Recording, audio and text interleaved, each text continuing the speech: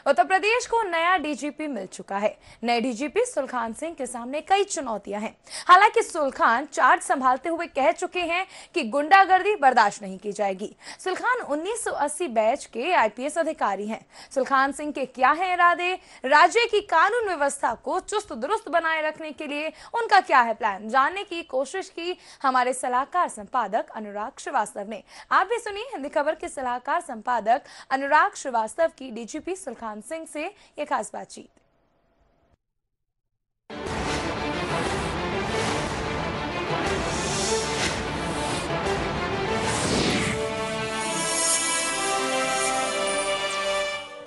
उत्तर प्रदेश बुंदेलखंड जिला बांदा के रहने वाले साधारण किसान के घर जन्म लेने वाले सुलखान सिंह अपनी कार्यशैली और अपनी ईमानदार छवि के लिए जाने जाते हैं। इनकी प्रारंभिक शिक्षा इनके पैतृक गांव से ही हुई। साल 1973 में जिंदवारी से हाई स्कूल और साल 1975 में बांदा के आदर्श बजरंग इंटर कॉलेज से इंटरमीडिएट किया और उच्च शिक्षा के लिए इनका चयन रुड़की इंजीनियरिंग में हुआ, जहां से इन्होंने बैचलर ऑफ इंजीनियरिंग किया। साल 1980 में सिविल सर्विस के तहत इनका चयन पुलिस सेवा में हुआ। ट्रेनिंग के बाद साल 1983-84 में इनकी तैनाती बनारस में हुई। अपनी कार्यशैली के कारण पूरे बनारस में इनकी चर्चा होती रही। साल 1997 में मिर्जापुर और इलाहाबाद में डीआईजी रहे। हालांकि इनका कार्यकाल काफी छोटा रहा। इसके अलावा लखनऊ जोन के आईजी और डीआईजी लखनऊ रेंज की जिम्मेदारी बखूबी निभाई। साल 2001 में लखनऊ के सभी दागी पुलिस कर्मियों का ट्रांसफर कराया। साल 2007 में जब बसपा की सरकार आई तो मायावती ने पुलिस भर्ती घोटाले की जांच इन्हें सौंपी, जिस पर निष्पक्ष कार्यवाही करते हुए इन्होंने भर्ती रद्द करने का आदेश दिया। आईजी जेल की तैनाती के समय इन्होंने एक नई पहल शुरू की। पहली बार यूपी बोर्ड ने 2009-10 में जेलों में परीक्षा केंद्र बनाने की मंजूरी दी थी। साल 2012 में अखिलेश यादव सीएम बने तो इन्हें भर्ती घोटाले की जांच की कीमत चुकानी पड़ी। आमतौर पर उन्नाव के जिस पुलिस ट्रेनिंग स्कूल में डीआईजी स्तर के अफसर की तैनाती होती थी, वहां सुलखान सिंह को भेजा गया जब ये एडीजी रैंक के अफसर थे। 10 अप्रैल 1915 को प्रमोशन पाकर डीजी बने। उत्तर प्रदेश में इस ट्रेनिंग सेंटर को भले ही काला पानी की संज्ञा दी जाती रही हो, वहां भी इन्होंने अपने खास तौर तरीकों से महत्वपूर्ण भूमिका निभाई। उत्तर प्रदेश के मुख्यमंत्री योगी आदित्यनाथ ने इन्हें 22 अप्रैल सन 2017 को उत्तर प्रदेश का डीजीपी बनाया। बहुत सालों बाद वरिष्ठता क्रम में सही तैनाती हुई है। व्यक्तिगत रूप से बेहद ईमानदार, सरल स्वभाव, सादगी भरा जीवन जीने वाले सुलखान सिंह ने 36 साल की नौकरी में कभी किसी से रिश्वत नहीं। केवल 3 कमरों के मकान और 2.5 एकड़ जमीन के मालिक हैं सुलखान सिंह। हम कह सकते हैं कि मुख्यमंत्री योगी ने डीजीपी के रूप में उत्तर प्रदेश को एक वर्दी वाला योगी दे दिया है। तो आइए मुलाकात करते हैं एक ऐसी ही शख्सियत सुलखान सिंह से। सुलखान जी, हमारे प्रोग्राम में आपका बहुत बहुत स्वागत है। बहुत सालों बाद वरीयता और मेरिट के आधार पे पोस्टिंग हुई होगी और पब्लिक यूपी की बहुत खुश है, पुलिस विभाग बहुत खुश है, तो कितनी बड़ी चुनौती मानते हैं इस चीज़ को? उत्तर प्रदेश पुलिस देश का नहीं बल्कि पूरे विश्व का सबसे बड़ा पुलिस बल है, तो इसका मुखिया नियुक्त करना एक अपने आप में चुनौती है और उसको मैं उसी रूप में लेता हूँ। आपने जैसे कहा कि बहुत बड़ा पुलिस बल है, विश्व का सबसे बड़ा पुलिस बल बताते हैं, लेकिन 1 लाख पे 78 पुलिसकर्मी हैं, तो इसको बढ़ाने के लिए कोई कदम उठाएंगे? कैसे इसको बढ़ाएंगे कि हर वर्तमान स्वीकृत जनशक्ति है उत्तर प्रदेश पुलिस की, वो एक ऑप्टिमम लेवल की है। हमारे करीब 1 लाख से कुछ ज़्यादा पद इस समय खाली हैं। इस पर उत्तर प्रदेश पुलिस ने एक कार्य योजना बनाई है कि अगले 4 साल में ये सारे पद भर जाएंगे और इस दौरान जो रिटायरमेंट होंगे वो भी पूरे हो जाएंगे। आपकी छवि बहुत सख्त और ईमानदार है, लेकिन आमतौर पे देखा गया कि पुलिस की छवि बहुत अच्छी नहीं है। आज भी जनता में बहुत डर है, थाने जाने से पहले वो 4 जगह सोर्स लगाता है। तो इस छवि को बदलने के लिए कोई प्रयास करेंगे क्या डीजीपी साहब? हमने इसको पुलिस की ट्रेनिंग में भी शामिल किया है। एक मनोवृत्ति बदलने का कार्यक्रम, और फील्ड के अधिकारियों को भी मैं ये बार बार मोटिवेट करूंगा कि वो अपना व्यवहार ठीक करें, और सबसे बड़ी बात तो लोगों की FIR तत्काल और सही रूप से दर्ज की जाए। व्यवहार ठीक होने से परसेप्शन बहुत सुधर जाएगा। मैं ये कहना चाहता हूँ कि पुलिस में भ्रष्टाचार अन्य जगहों के मुकाबले अभी बहुत कम है, फिर भी चूंकि परसेप्शन खराब है, व्यवहार की समस्या है, इसलिए उसको लोग बहुत ज़्यादा बुरा मानते हैं और उससे छवि खराब होती है हमारी। आमतौर पे देखा गया है कि 24 घंटे काम करना पड़ता है, और किसी भी काम में अगर 24 घंटे काम करना पड़े तो आदमी का जो व्यवहार है वो थोड़ा अलग होता है। तो इसके लिए कोई विशेष योजना है कि कोई पुलिसकर्मियों को छुट्टी दी जाए या वीकडे की छुट्टी दी जाए, ऐसी कुछ योजना हो जिससे कि उनको भी परिवार को समय देना अच्छा लगे और अपना वो काम अच्छे से कर पाएँ? देखिए, कोई कानून या नियम ऐसा नहीं कहता है कि किसी पुलिस अधिकारी को 24 घंटे ड्यूटी पर लगाया जाए।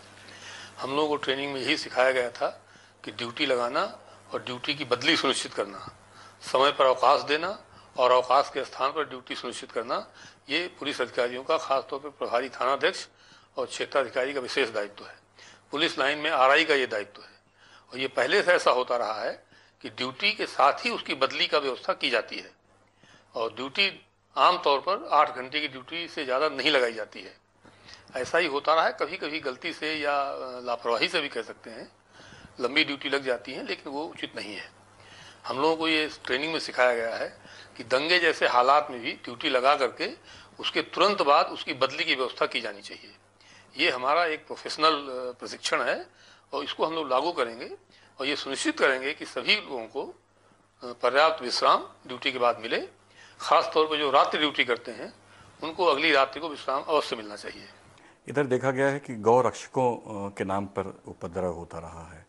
कुछ 10% सही होते होंगे, 90% बताया जाता है कि फर्जी होते हैं। तो कैसे इसको रोकने की कोई प्रक्रिया होगी कि मिसयूज़ ना हो इस चीज़ का?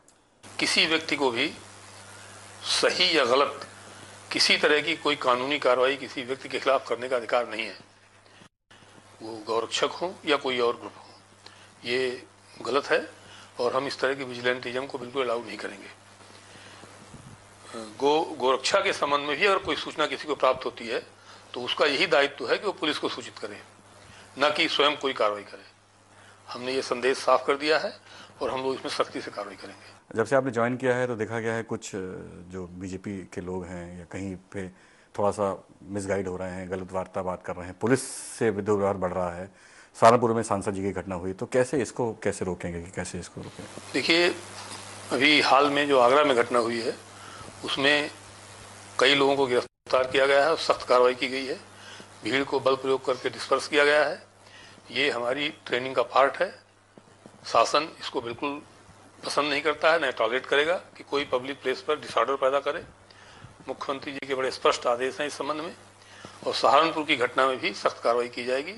किसी को भी कानून अपने हाथ में लेने की इजाज़त नहीं दी जाएगी। कश्मीरी छात्रों की सुरक्षा की बात कही है गृह मंत्रालय ने, तो उस पर विशेष कोई योजना है उनके लिए? जी, कश्मीरी छात्र हमारे पश्चिमी उत्तर प्रदेश और उस क्षेत्र में हैं। कुछ दूसरे देशों के भी छात्र वहाँ रहते हैं। कुछ दिन पूर्व नाइजीरियन छात्रों के साथ भी ऐसी बात आई थी। तो ये जहाँ इस तरह लड़के रहते हैं उसको खास तौर पे किसी घटना के होने पर लोग उत्तेजित होकर कोई कार्रवाई ना करें, उस पर हम लोग पूरा ध्यान रखेंगे। और इस व्यवस्था को हम उसी तरह ट्रीट करते हैं जैसे कि कहीं कोई सांप्रदायिक या जातिगत कोई बात हो जाए तो उसका रिएक्शन ना हो, उसकी हम लोग तैयारी करते हैं। इन घटनाओं के बारे में भी हमारी वैसे ही तैयारी और वैसा ही हमारी प्रतिक्रिया होगी। एंटी रोमियो दल बनाया गया है, उस पर भी बताया जा रहा है कि उसके आड़ पे भी कुछ लोग दुरुपयोग कर रहे हैं उसका, तो उसको भी कैसे देखा जाए कि जो रोमियो दल है, एंटी रोमियो दल है, वो सुचारू रूप चले और जो कायदे के लोग हैं, जो सही लोग हैं, उनको परेशान ना किया जाए।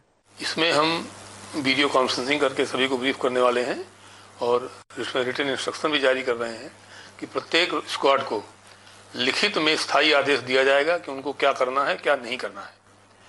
इसके अतिरिक्त जनपद के पुलिस अधीक्षक प्रत्येक स्क्वाड को स्वयं अपने सामने बुलाकर ब्रीफ करेंगे और उनको ड्यूटी समझाएंगे। ये भी मैं स्पष्ट कर देना चाहता हूं कि इस स्क्वाड का काम ये नहीं है कि वहां बैठे हुए लोगों से कोई सवाल जवाब करे या उनसे पूछताछ करे। खड़े हुए उद्दंड लोगों की भावभंगिमा से, उनकी गतिविधियों से ये अनुमान लगाना है कि क्या ये छेड़खानी करने के लिए या परेशान करने के लिए खड़े हैं, और उनके विरुद्ध भी कार्रवाई की जानी है। हम इसमें कैमरा का भी उपयोग करेंगे, जिससे कि ऐसे लोगों की गतिविधियां रिकॉर्ड हो जाएं, ताकि बाद में उनको इस शिकायत करने का मौका ना मिले कि हमें परेशान किया गया है। लेकिन ये मैं फिर से स्पष्ट कर देना चाहता हूं कि पुलिस दल, एंटी रोमियो स्क्वाड के लोग किसी से पूछताछ, इंट्रोगेशन करना या तफ्तीश करने के लिए नहीं लगाए गए हैं। ये एक निरोधात्मक कदम है और ये वॉच करके, निगरानी करके, देख करके, भावभंगिमा से, उसके हाव भाव से हमें अनुमान लगाना है कि ये उद्दंड टाइप के बेकार खड़े हुए हैं, बिना किसी काम के यहाँ क्यों खड़े हुए हैं। कॉलेज के बाहर, पब्लिक प्लेस पे, शॉपिंग मॉल्स के बाहर अगर कोई आदमी बिना किसी उद्देश्य के खड़ा हुआ है और ऐसी कुछ हरकतें कर रहा है उच्छृंखल टाइप की, तब हम कार्रवाई करेंगे। लेकिन लड़का लड़की या कोई महिला और पुरुष जा रहे हैं, बैठे हैं, बात कर रहे हैं, तो हमारा ये काम उस स्क्वाड का नहीं है कि उससे कोई पूछताछ करे या उसमें हस्तक्षेप करे। एंटी भूमाफिया फोर्स की बात करी गई है, तो इसको कैसे सामंजस्य करेंगे कि पुलिस और जो मुकदमे चल रहे हैं उसको कैसे सामंजस्य करके जो सिविल कोर्ट में है, इसको कैसे बढ़ाएंगे कि ये एंटी भूमाफिया के ऊपर कार्रवाई हो? एंटी भूमाफिया एक अथॉरिटी टाइप का एक बनाने का कुछ विचार है, उसका अभी पूरा डिटेल मेरे पास नहीं है, लेकिन उसमें जो कंसर्न्ड अथॉरिटीज हैं उनको शामिल किया जाएगा। पुलिस की रोल इसमें तब आती है, पुलिस की भूमिका, जब कोई जमीन पे कब्जा करे या किसी को बेदखल करे या कोई कॉग्निजेबल ऑफेंस पैदा उसमें हो। फिर भी हम लोग ऐसे माफियाओं को लिस्ट करते हैं, हमारे यहाँ गैंग लिस्ट करने की प्रक्रिया है, और उसको लिस्ट करके और नियमानुसार गैंगस्टर एक्ट की या अन्य कार्रवाई करते हैं। हम लोग एक बार पुनः ये प्रयास करेंगे कि उत्तर प्रदेश में संगठित अपराध निरोधक अधिनियम, जैसे पूर्व में यूपी कोका बनाया गया था, जो कानून नहीं बन पाया, जबकि यहाँ से पास हो गया था विधानसभा और विधान परिषद से, तो उसको हम दोबारा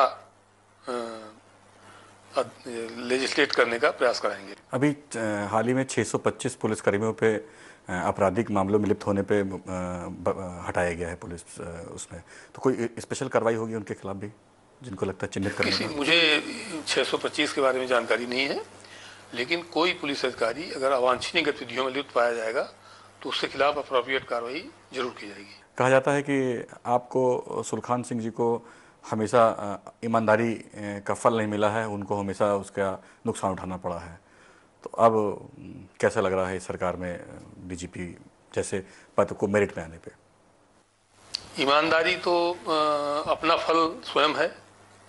अगर ईमानदारी का फल लेने का प्रयास किया तो वो ईमानदारी कहेगी। लेकिन फिर भी मैं बता दूं कि मेरा करियर 36 साल से ज़्यादा हो गए मुझे, एक संतोषजनक रहा है। मेरी तैनातियां अच्छी रही हैं और मुझे अच्छे काम करने का विभिन्न विभागों में मौका मिला है। मुझे कुल विचार करके ऐसा नहीं लगता है कि मेरे साथ कोई ऐसा या अन्याय हुआ है या मुझे कोई घाटा रहा है अपनी ईमानदारी के कारण। मुझे ऐसा कोई एहसास नहीं होता। कहा जाता है कि साइट पोस्टिंग में आपको ट्रेनिंग भेजा गया, उसमें भी आपने बहुत काम किया, और कोशिश करिए कि ट्रेनिंग भी अच्छे रूप से चले और इसको साइट पोस्टिंग न माना जाए।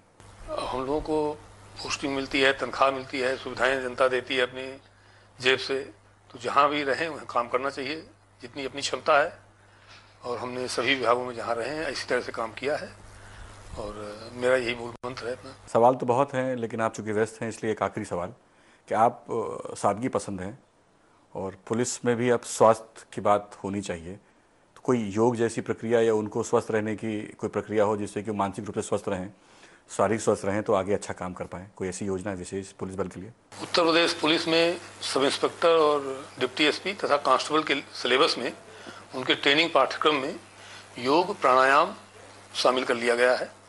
इसके अतिरिक्त हम लोग अपने योग टीचर्स को अच्छे योग ट्रेनिंग सेंटरों में प्रशिक्षण भी दिलवा रहे हैं, ताकि वो बेहतर तरीके से प्रशिक्षण दे सकें हमारे ट्रेनीज को।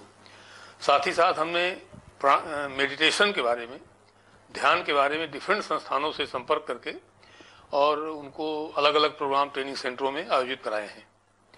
पिछले वर्ष से भारत सरकार ने एक प्रोग्राम आयुष विभाग ने चालू किया है, जिसमें वे योग प्रशिक्षण केंद्र बनाने के लिए अनुदान देंगे।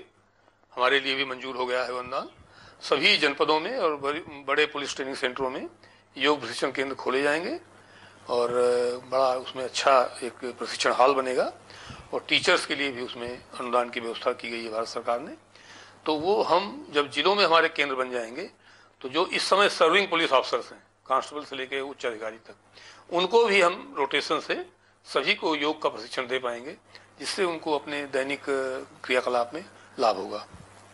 तो ये तो सुल्खान सिंह जिन्होंने अपनी बहुत बेबाकी से अपनी बात रखी है, और उम्मीद यही है कि जिनके ऊपर इतना विश्वास जनता दिखा रही है उस पर खरे उतरें। मिलते हैं अगले किसी प्रोग्राम में किसी और शख्स के साथ।